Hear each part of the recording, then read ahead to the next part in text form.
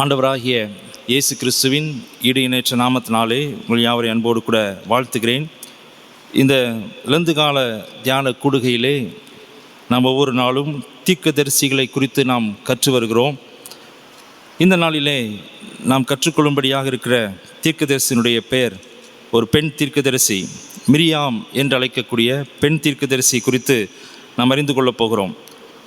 இந்த மிரியாம் என்ற பெண் தீர்க்கதரிசி, இந்த மிரியாம் மோசேக்கும் ஆரோனுக்கும் சகோதரியாக இருந்தாள் என்பது நம்ம எல்லாருக்கும் நன்றாக தெரியும்.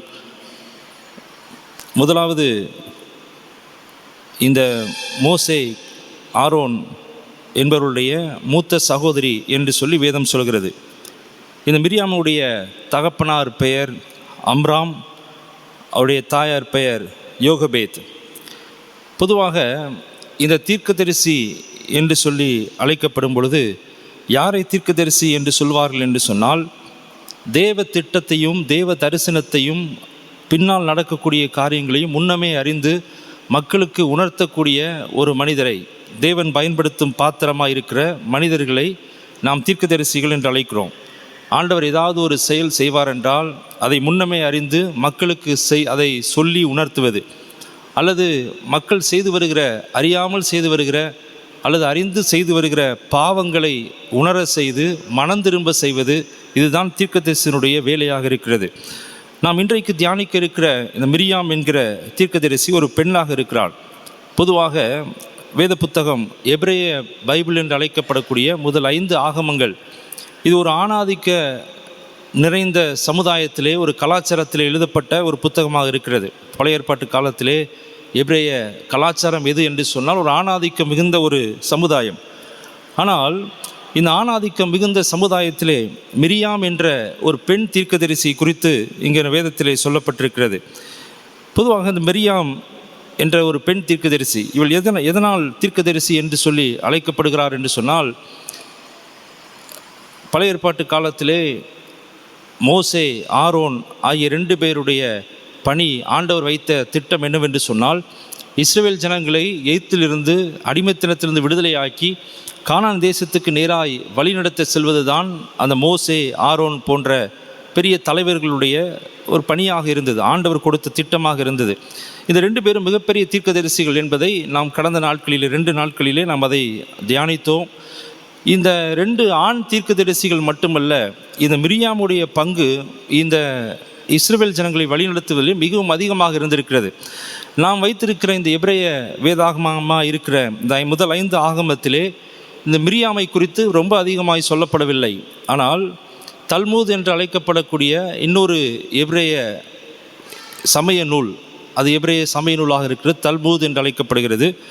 அந்த தல்மூத் என்று அழைக்கப்படக்கூடிய எபிரேய சமய நூலுடைய ஒரு விளக்க உரை, மித்ராஸ் என்று அழைக்கக்கூடிய ஒரு விளக்க உரை, அந்த விளக்க உரையிலே இந்த மிரியாமை குறித்து அதிகமாக சொல்லப்பட்டிருக்கிறது. எப்படி என்றால், எப்படி இஸ்ரவேல் ஜனங்கள் எகிப்திலிருந்து வனாந்திரத்தின் வழியாக கானான் தேசத்துக்குள் அழைத்து செல்வதற்கு 2 ஆண்கள் தலைவர்கள், ஆண் தலைவர்கள் பயன்படுத்தப்பட்டார்களோ, அதே போல பெண்களுக்கான தலைவராக பயன்படுத்தப்பட்டவர் யார் என்று சொன்னால் இந்த மிரியாம். நீங்கள் வேதத்தில் பார்க்கும் பொழுது அங்கிருந்து எத்தனை பேர் வந்தார்கள் என்று சொன்னால் 6 லட்சம் புருஷர்கள் என்று சொல்லப்பட்டிருக்கிறது, ஆண்கள் என்று சொல்லப்பட்டிருக்கிறது. எத்தனை பெண்கள் என்று சொல்லி எழுதப்படவில்லை. பெண்கள் எத்தனை பேர் என்று சொல்லி உலக பிரகாரமாக கணக்கு போட்டு பார்த்தால் கிட்டத்தட்ட 10 லட்சம் பேர் பெண்கள் இருப்பார்கள் என்று சொல்லி வேத அறிஞர்கள் கணக்கு போட்டு சொல்லுகிறார்கள்.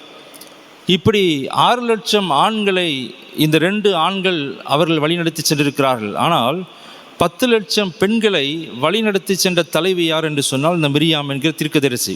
இது அந்த மித்ராஸ் என்று அழைக்கப்படக்கூடிய அந்த தல்மூதினுடைய விளக்க உரையிலே அது காணப்படுகிறது. மிரியாமை குறித்து மிகவும் அதிகமாக அந்த சமய நூலிலே சொல்லப்பட்டிருக்கிறது. கர்த்தருக்குள் பிரியமானவர்களே, அப்படிப்பட்ட ஒரு பெரிய ஒரு தீர்க்கதரிசியாக, பழைய ஏற்பாட்டு தீர்க்கதரிசியாக இந்த மிரியாம் தீர்க்கதரிசி அவர் விளங்கினார் என்று சொல்லி பார்க்கிறோம்.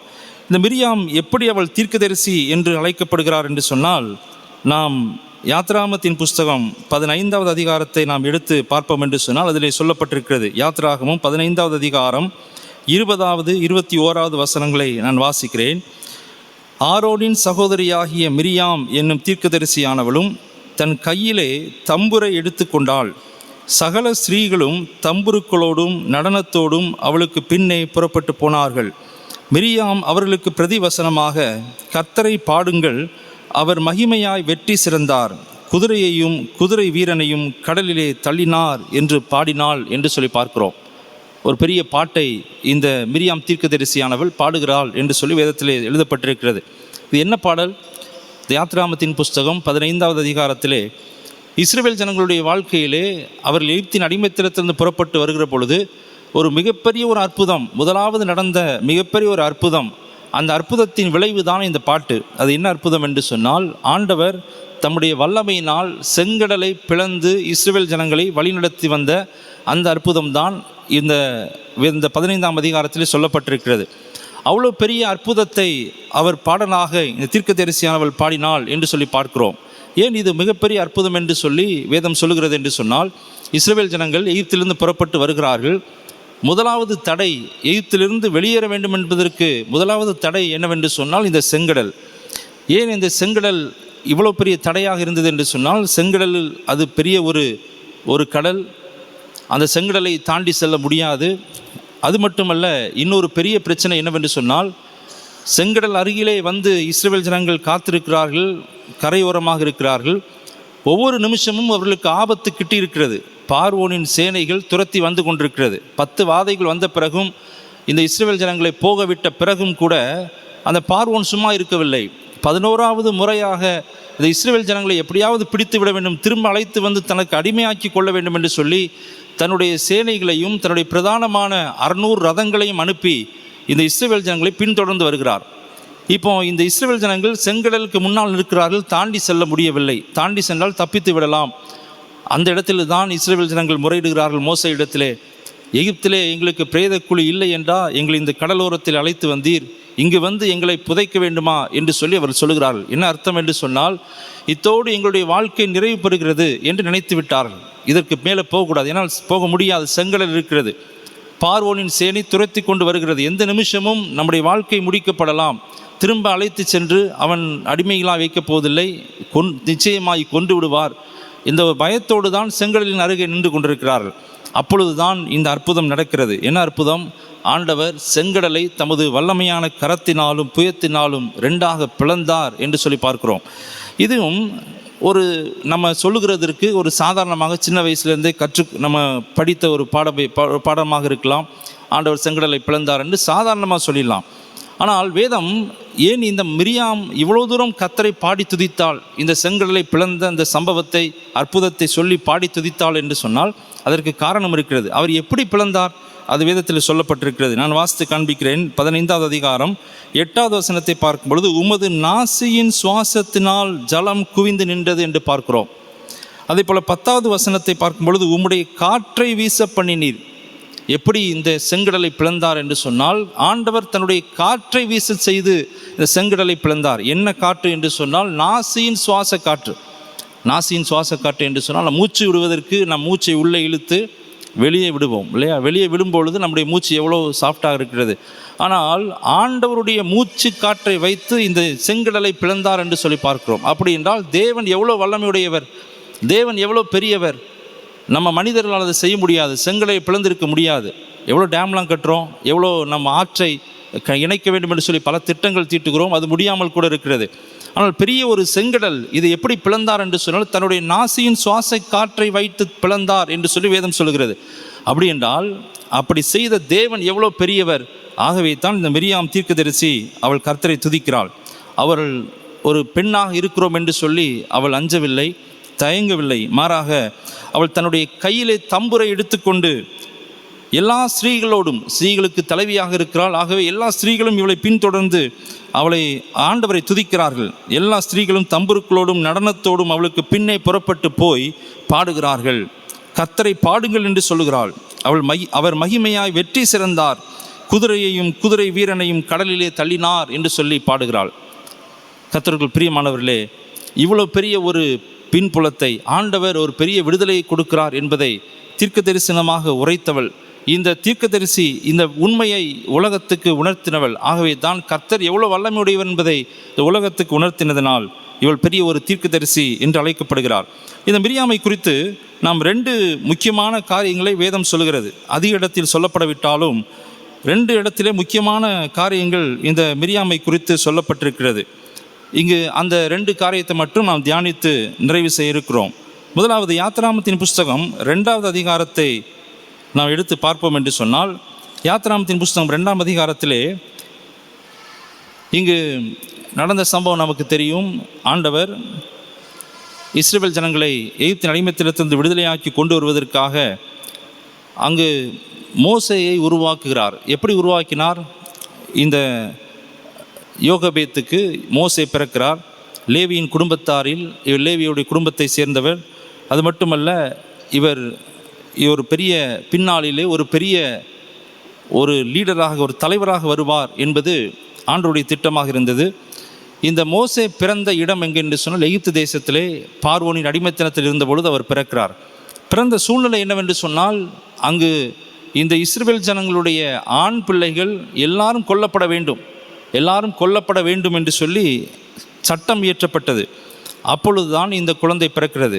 இந்த குழந்தை பிறந்தவுடனே அவளுடைய தாய் யோகபேத் 3 மாதம் ஒளித்து வைக்கிறாள்.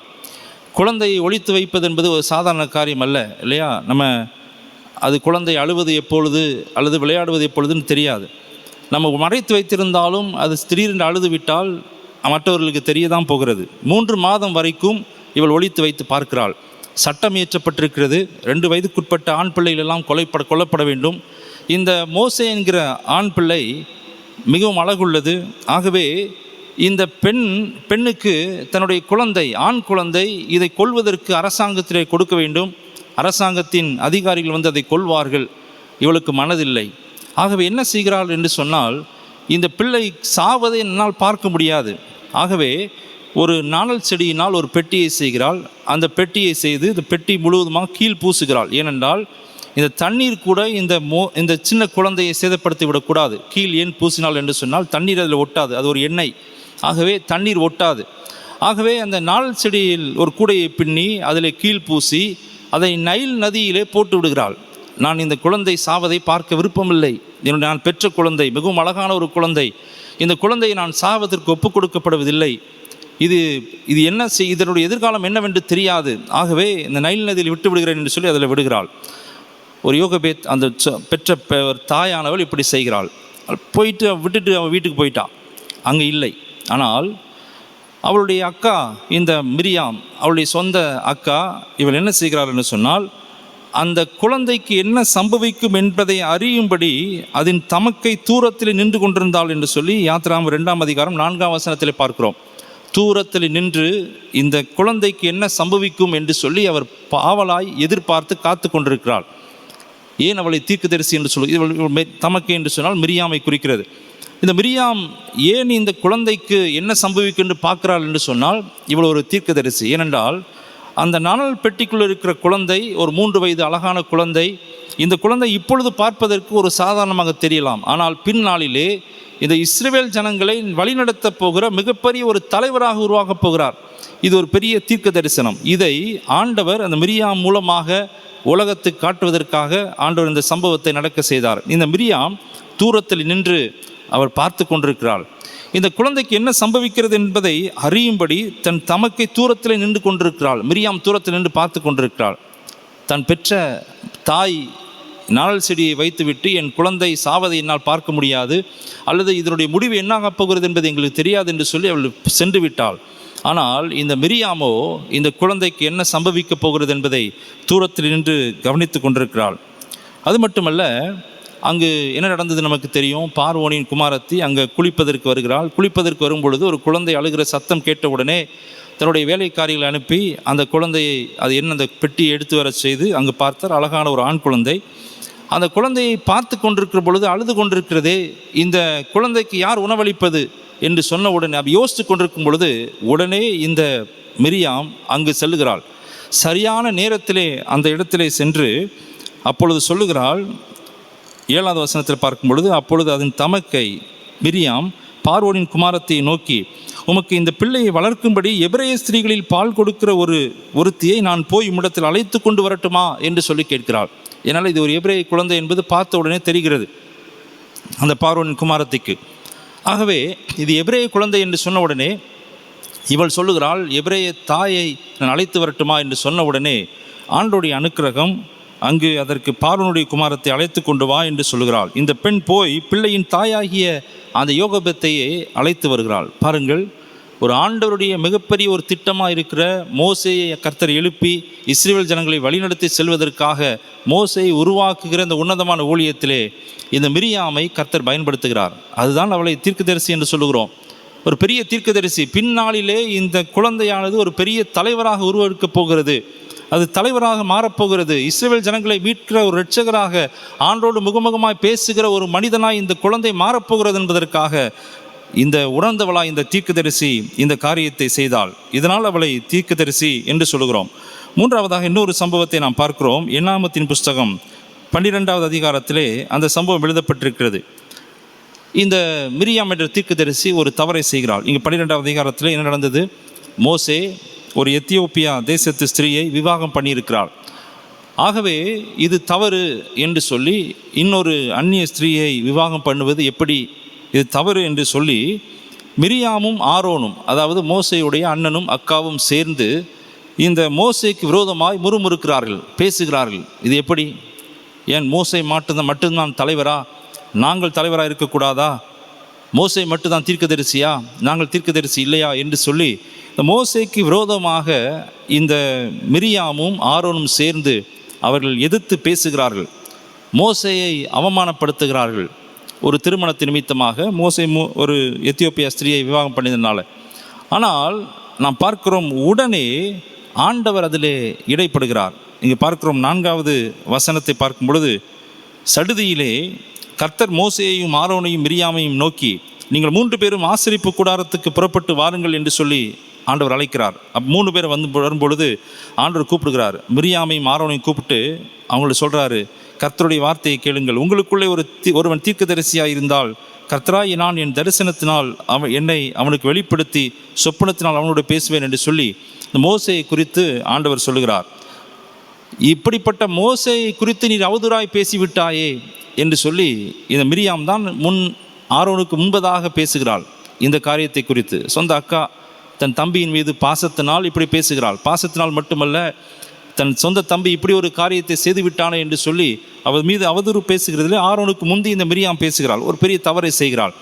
ஆகவே தான் ஆண்டவர் அழைத்து அந்த மிரியாமுக்கு உணர்த்துகிறாள். அப்போ என்ன நடக்கிறது என்று சொன்னால், 10வது வசனத்தை பார்க்கும் பொழுது இது பேசி முடித்து போட்டு போகும் பொழுது, மேகம் கூடாரத்தை விட்டு நீங்கி போயிற்று, மிரியாம் உறைந்த மலையின் வெண்மை போன்ற குஷ்டரோகியானாள் என்று சொல்லி பார்க்கிறோம். ஆரோன் மிரியாமை பார்க்கும் பொழுது அவள் குஷ்டரோகியாக இருக்க கண்டாள் என்று சொல்லி பார்க்கிறோம். ஒரு மிகப்பெரிய ஒரு தலைவரை, ஒரு மோசேயை குறித்து அவதூறாய் பேசினதினால் இந்த மிரியாமினுடைய சரீரத்தில் குஷ்டரோகம் தோன்றினது என்று சொல்லி பார்க்கிறோம்.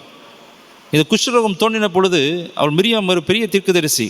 ஆனாலும் ஆண்டவருக்கு பிரியமாக இருந்த அந்த மோசேயை பற்றி அவதூறு சொன்னதினால் அங்கு இப்படிப்பட்ட ஒரு காரியம் சம்பவித்த உடனே ஆரோன் கெஞ்சுகிறார் மோசே இடத்திலே, ஆண்டவர்கிட்ட கேளும் என்று சொல்லி கேட்கிறார். அதே போல மோசேயும் கர்த்தரை நோக்கி மன்றாடுகிறாள். என் தேவனே அவளை குணமாக்கும் என்று சொல்லி கெஞ்சுகிறதை நாம் பார்க்கிறோம். தன் சொந்த சகோதரிக்காக கெஞ்சுகிறார். அப்போ ஆண்டவர் அவளை குணமாக்குகிறார். இருந்தாலும் 7 நாட்கள் இந்த குஷ்டரோகத்தின் காரணமாக இந்த மிரியாம் வெளியே வைக்கப்படுகிறாள். 7 நாட்களுக்கு பிறகு அவள் குணமாக்கப்பட்டு திரும்ப இஸ்ரவேலின் பாளையத்தோடு சேர்த்து கொள்ளப்படுகிறாள். இது நடந்த சம்பவம். மிரியாமை குறித்து இன்னொரு முக்கியமான சம்பவம் வேதத்தில் எழுதப்பட்ட சம்பவமாக இருக்கிறது. இந்த மிரியாம் ஒரு பெரிய தீர்க்கதரிசியாக, ஒரு பெண் தீர்க்கதரிசியாக இன்றைக்கு அடையாளப்படுத்தப்பட்டிருக்கிறாள். இவளுடைய கடைசி காலங்கள் மரணம் எங்கே எழுதப்பட்டிருக்கிறது என்று சொன்னால், என்னாகமத்தின் புஸ்தகம் 20வது அதிகாரம் 1வது வசனத்திலே எழுதப்பட்டிருக்கிறது. இவள் கானான் தேசத்துக்குள் போகவில்லை.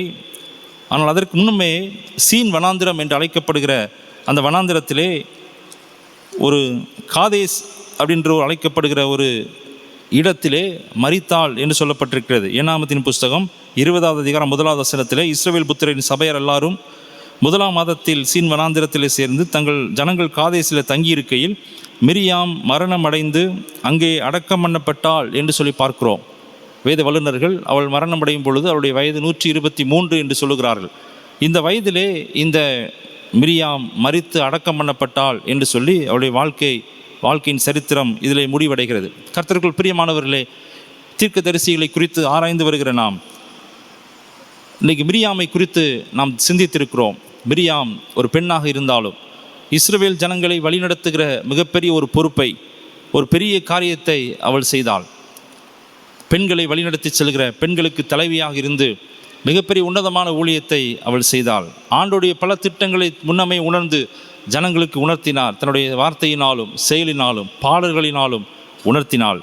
தேவன் எவ்வளோ பெரிய வல்லமை உள்ளவர் என்பதை இந்த உலகத்துக்கு அவள் சொல்லி காண்பித்தாள். தேவன் நாசியின் சுவாச காற்றினாலே செங்கடலை பிளக்க வல்லமையுடைய தேவன், ஆகவே அவரை பாடுங்கள் என்று சொல்லி தேவ வல்லமையை இந்த உலகத்துக்கு உணர்த்தினாள். இன்றைக்கி நம்முடைய வாழ்க்கையை நாம் அர்ப்பணிப்போம். ஆண்டவர் நம்மையும் ஒரு மிரியாமை போல ஆண்டவர் நம்மை பயன்படுத்துவாராக. அப்படிப்பட்ட கிருபையை தேவன் தாம் நமக்கு தந்து வழி நடத்துவாராக. ஆமேன்.